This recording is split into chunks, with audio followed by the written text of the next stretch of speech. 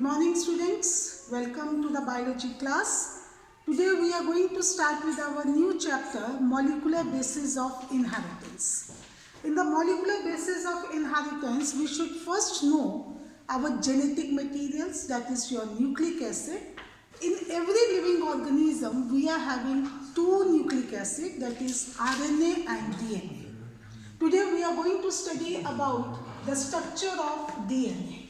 What is DNA? That is deoxyribonucleic acid, and the DNA, the monomer of DNA is deoxyribonucleotide. So in our previous sessions we have discussed the nucleotide is composed of nitrogen bases, in which we are having purine, pyrimidines, that is adenine and guanine. Along with that we are having the thymine and cytosine in DNA. And we are having the pentose sugar. In case of DNA, we are having deoxyribose sugar, in which this is your carbon number 1, carbon number 2, carbon number 3, carbon number 4, and this is your carbon number 5. In carbon number 2, you can see we are having H and H, means one oxygen is lesser as compared to the ribose. So this is deoxyribose. Along with that, the third component is your phosphate group. So this is your pentose sugar, that is deoxyribose. At the carbon number 1, we are having the adenine, that is the base, that is known as the nucleoside. But at the carbon number 5, we are having the phosphate. So this is nucleotide. So one nucleotide combined with the second nucleotide with the help of the bond known as the phosphodiester bond. So this is free end 5 dash, this is free end 3 dash. With the bond here, it is the glycosidic bond. Here you can have N-glycosidic bond, and in between 3 dash and 5 dash we are having phosphodiester bond, and they form the linkage that is known as nucleotide. And polymerization of this nucleotide is known as your deoxyribonucleic acid, that is your DNA. So the structure of the DNA, the model of the DNA, that is, it is double helix, was given by Watson-Crick. Double helix model, that is known as the double helix Watson-Crick model, and this is very important. What are the salient features of the Watson-Crick model?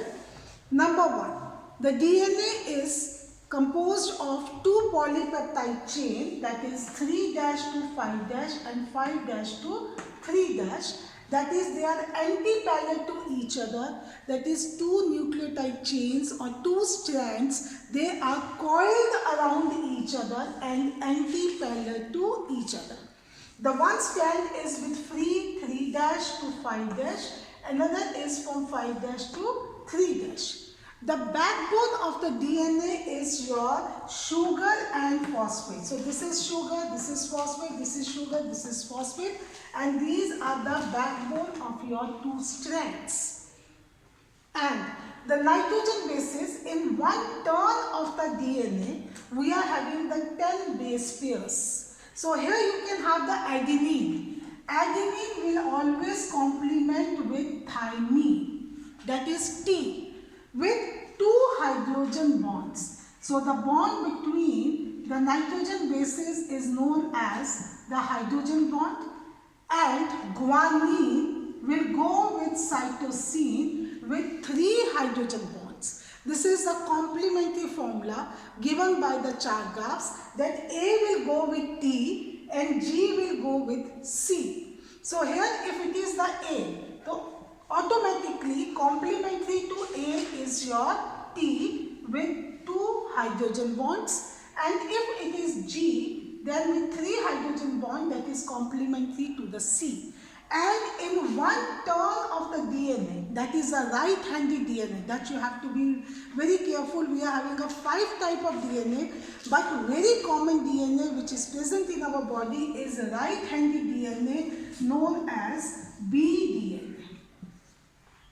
So having the 10 base pairs, so why it is A, B, C, D, that depends upon the number of the base pairs in one turn. In B DNA we are having the 10 base pairs, and you can see that is the pitch of that is 3.4 nanometer, or that is 34 angstrom is there, and the diameter is around 2 nanometer or 20 angstroms are there, and in between them the distance between the two of them is 3.4 angstrom, or you can see that is 34 nanometer, right? 0.34 nanometer is there, and we can have that is your 10 base pairs. The pitch is 3.4 nanometer or 34 angstrom. Then diameter is 2 nanometer or 20 angstrom. The distance between each base pair is 0.3 nanometer or 3.4 angstrom. And the complementary A go with the T and G go with the C with 2 and 3 hydrogen bonds. So these are the salient features which are being given by the Watson-Crick, and this model is known as the double helix model, in which the DNA is having a 2 strands antiparallel coiled around each other with the backbone of the sugar and the phosphate group. In this we are having 3 bonds. Number 1 is glycosidic bond, that is with the carbon 1 and the base. Number 2 is the phosphodiester bond with the phosphate group, and the third bond is the hydrogen bonds. So this is very important question. Please go through it and repeat and consult your NCERT for the same. Till then, thank you.